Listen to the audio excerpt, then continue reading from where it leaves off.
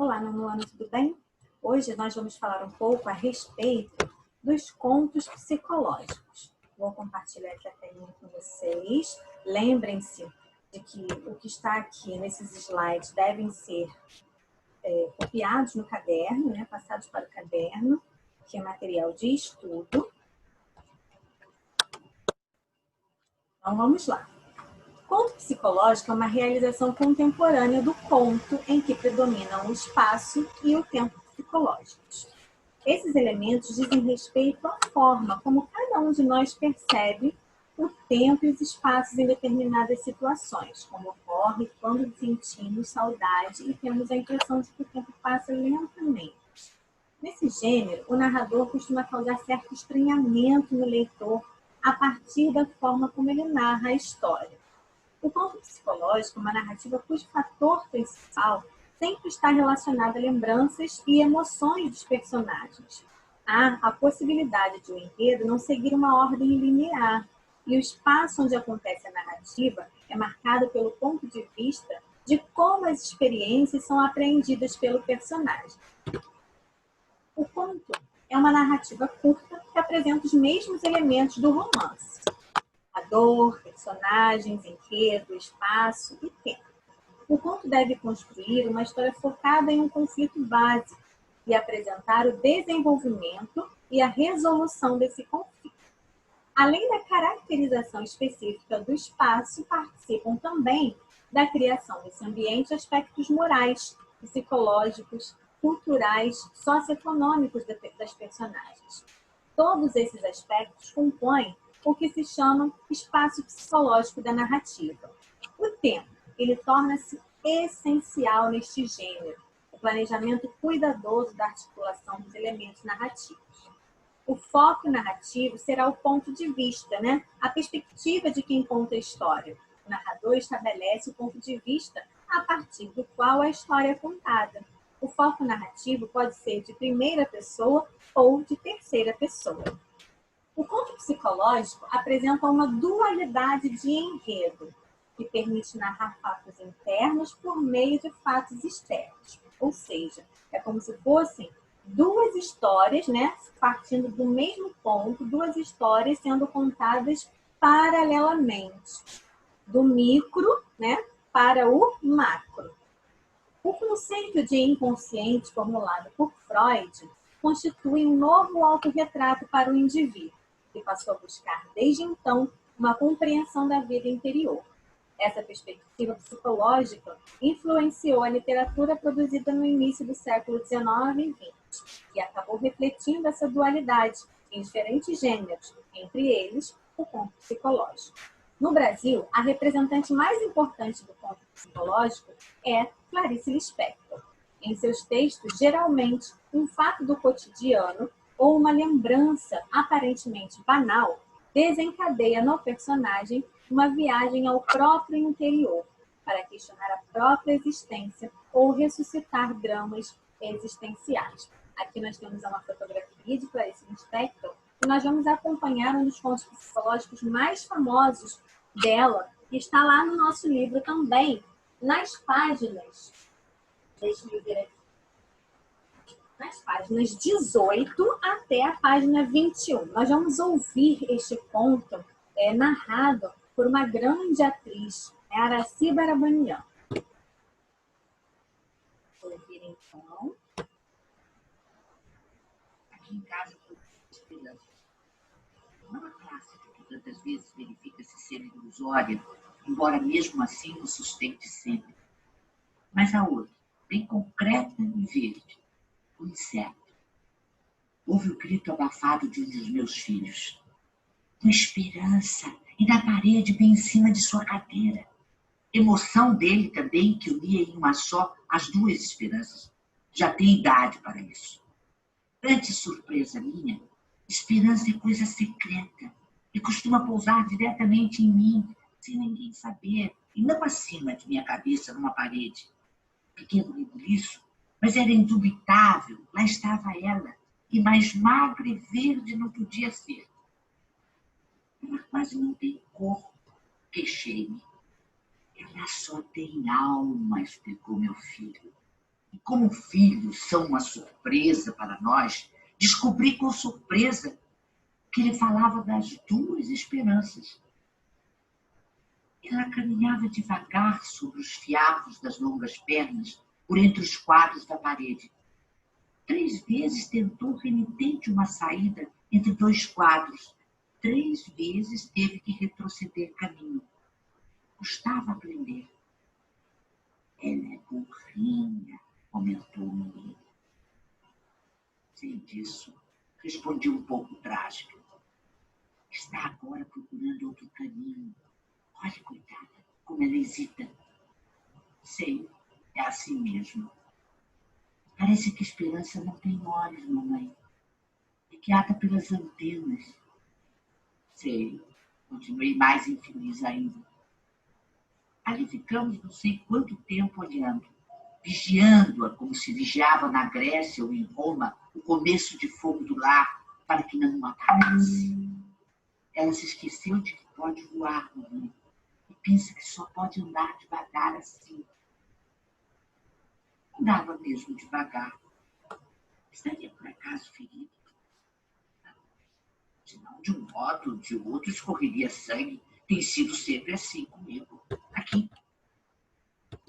Foi então que, farejando o mundo que é comível, saiu de trás de um quadro uma aranha.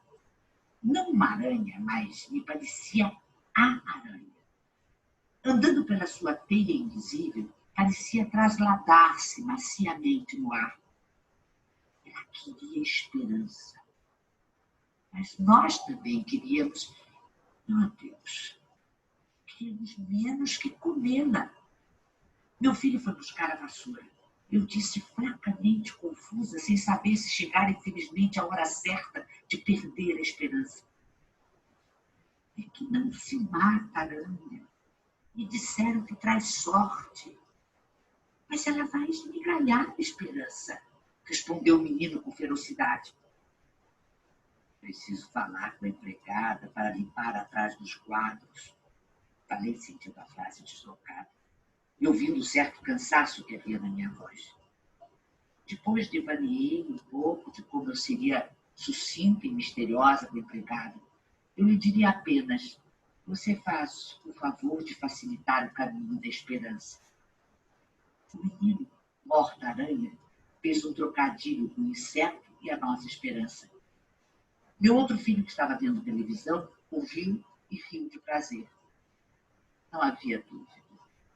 A esperança pousara em casa, alma e corpo. Mas como é bonito o inseto. Mas pousa que vive, num esqueletinho verde, e tem uma forma tão delicada que isso explica porque eu, que gosto de pegar nas coisas, nunca tentei pegá-lo. Uma vez, aliás, agora que me lembro, uma esperança bem menor que esta pousara no meu braço. Não senti nada de tão leve que era. Foi só visualmente que tomei consciência de sua presença. Encabulei com delicadeza. Eu não mexi o braço e pensei: e essa agora? O que devo fazer? Em verdade, nada fiz. Fiquei extremamente quieta, como se uma flor tivesse nascido em mim. Depois não me lembro mais o que aconteceu. E acho que não aconteceu nada. Muito bem, gente. A partir desse texto que a gente acabou de ler e de ouvir, nós faremos, né, os exercícios das páginas 22 e 23 do nosso livro, que é sobre o texto. Questão número 1. Releia a primeira frase do conto. Aqui em casa pousou uma esperança. No texto de Clarice Lispector, podemos atribuir 2 sentidos à palavra esperança.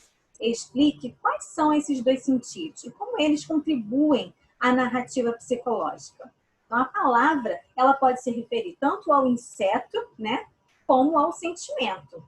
Essas 2 significações possibilitam a narração de 2 histórias, como eu falei anteriormente para vocês, né, como se fossem 2 histórias partindo de um mesmo ponto, sendo narradas paralelamente, que é uma característica comum dos contos psicológicos. É importante, né, que vocês saibam que essa duplicidade de significado da palavra permite à autora narrar a vida interior dos personagens a partir desses fatos externos, que no caso foi o pouso do inseto na parede.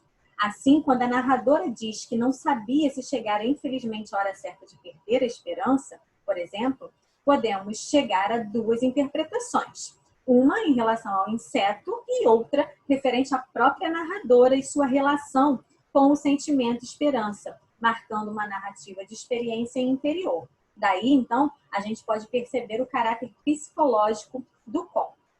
Na questão número 2, no início do conto, a narradora apresenta seu ponto de vista sobre a esperança. Qual é esse ponto de vista? Para ela, a esperança é, muitas vezes, ilusória, né? Mas sempre nos sustenta. 3. Nos contos psicológicos, normalmente percebemos duas ou mais histórias entrelaçadas, uma exterior e uma interior. Em geral, a ação interior é maior que a exterior, adquirindo, portanto, mais profundidade e relevo ao longo do texto. Assim, o conflito psicológico sobressai em relação aos fatos exteriores. Pensando nisso, releia o primeiro parágrafo do conto e, em seguida, responda as questões propostas. Letra A, na página 23. Que fato é exterior à narrativa psicológica? O inseto pousando na parede da casa. B. Qual é o efeito psicológico que esse fato desperta na narradora? Ela começa a pensar, né, gente? Ela começa a refletir sobre esse sentimento de esperança dentro dela. Número 4. Como ocorre normalmente nos textos narrativos, também nos contos psicológicos podemos identificar a presença de vilões, isto é, personagens antagonistas ou obstáculos que se opõem no caminho do protagonista. Por essa perspectiva, responda. A. Que personagem protagoniza esse conto? Lembrando que o protagonista é aquela personagem que tem maior destaque dentro de um conto, né, dentro da narrativa. E, dentro dessa narrativa, é a própria esperança. B. Qual personagem é seu antagonista, que se opõe ou que se coloca como obstáculo? A aranha. Número 5. Analise as passagens do texto indicadas a seguir. Primeiro, a esperança é coisa secreta e costuma pousar diretamente em mim, sem ninguém saber, e não acima de minha cabeça numa parede. 2. Eu disse fracamente, confusa, sem saber se chegar infelizmente a hora certa de perder a esperança. Assinale a alternativa correta. Resposta correta é a letra A. Em 1, na primeira frase, a esperança de que fala a narradora é o sentimento. Número 6. Assinale a alternativa que apresenta a razão da surpresa da mãe em relação ao filho. Dentre as opções que nós temos, a resposta correta é a letra A, pois nela, diz o seguinte: o menino falava ao mesmo tempo do inseto e do sentimento. E isso surpreende a mãe, pois ela achava que, por ele ser uma criança, ele não tinha noção, não tinha discernimento entre essas duas interpretações. Tá bom, gente? Então, por hoje é só. Fiquem todos aí com Deus, tenham uma boa semana e até a nossa próxima aula na semana que vem. Tchau, tchau!